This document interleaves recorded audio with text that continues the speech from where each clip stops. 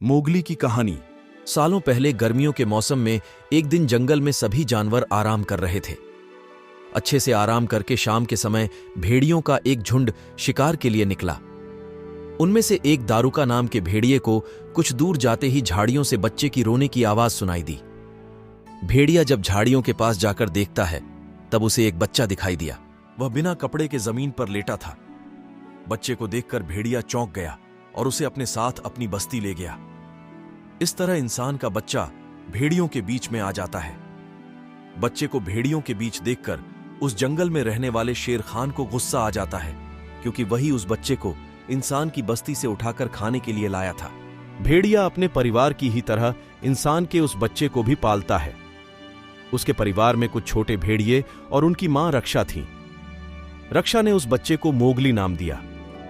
Mowgli को एक परिवार मिल गया और वह भेड़ियों को अपना भाई बहन समझकर उनके साथ रहने लगा। दारुका ने भी अपनी पत्नी रक्षा को बता दिया था कि इस बच्चे को शेर खान के नजरों से बचाकर रखना, क्योंकि वो बच्चे को खाना चाहता है। रक्षा इस बात का पूरा ख्याल रखती थी। वो अपने बच्चों और मोगली को कभी भी अपनी नजरों से दूर जाने नहीं देती थी। एक तरफ कुछ समय बीतने के बाद जंगल में रहने वाले सभी जानवर मोगली के बहुत अच्छे दोस्त बन गए। दूसरी तरफ शेर खान दूर से ही मोगली पर नजर गड़ाए रखता था। वह मोगली का शिकार करने के लिए उचित समय के इंतजार में था। भेड़ियों के झुंड का नेतृत्व एक बुद्धिमान भेड़िया कर रहा था। उस दल में बल्लू नाम का भालू और बगीरा नामक एक पैंथर भी था। सभी एक जगह एकत्रित होकर मोगली को लेकर बातें करने लगे। उनका कहना था कि हमें मोगली को भेड़िए की तरह ही पालना होगा।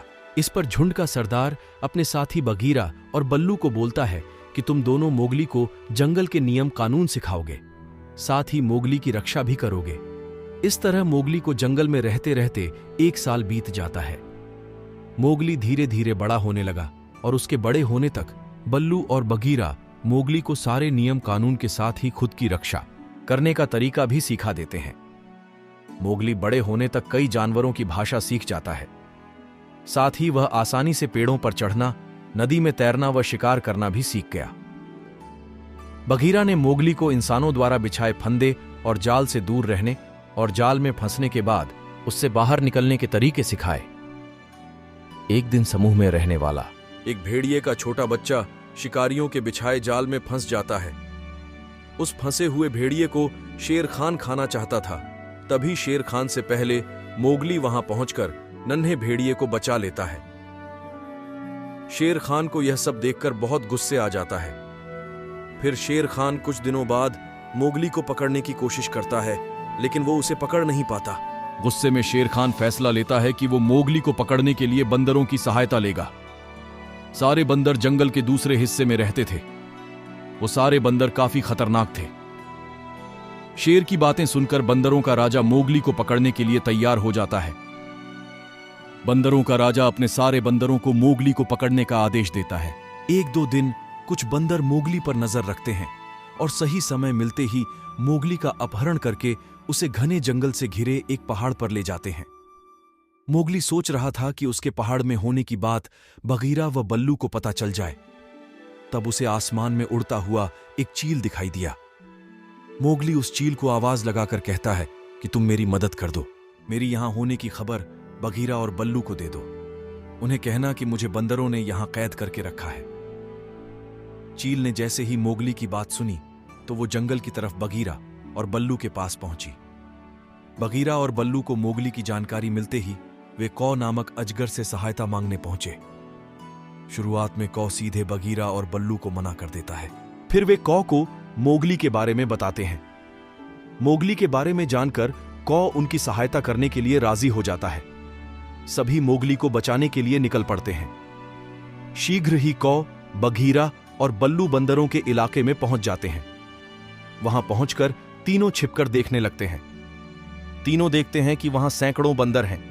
फिर थोड़ी देर बाद कौ कहता है कि अब मोगली को बचाने का समय आ गया है, चलो उसे बचाकर ले आते हैं। तभी तीनों बंदरों पर हमला कर देते हैं। बगीरा अपने पंजों से बंदरों पर वार करता है, जिसके दर्द से बंदर चिल्लाने लगते हैं। तभी कुछ बंदर बल्लू पर टूट पड़ते हैं। ये देखकर कौ अजगर आता है और बंदरों को पूंछ से मारने लगता है। उसके बाद बंदर डरकर भाग जाते हैं।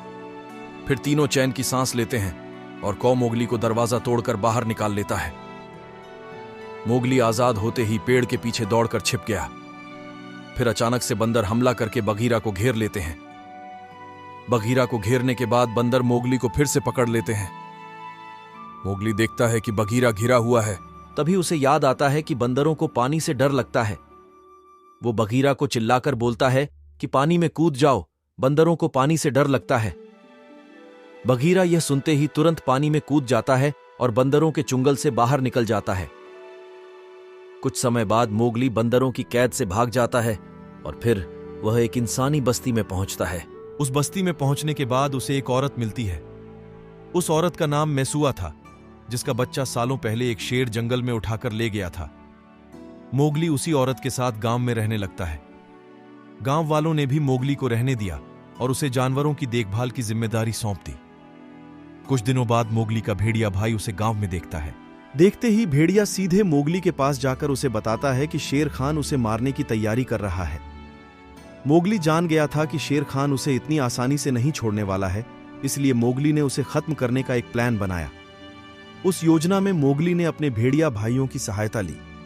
उसने भेड़िया से कहा कि शेर खान को एक घाटी पर ले आओ। शेर खान के घाटी पर पहुंचने के बाद मोगली ने दोनों तरफ से भैंसों का झुंड छोड़ दिया और खुद भी एक भैंसे पर बैठ गया। शेर खान भैंसों के झुंड के पैरों के नीचे आ जाता है। तभी शेर खान की मौत हो जाती है। फिर मोगली बेखौफ होकर गांव वालों के साथ रहने लगा।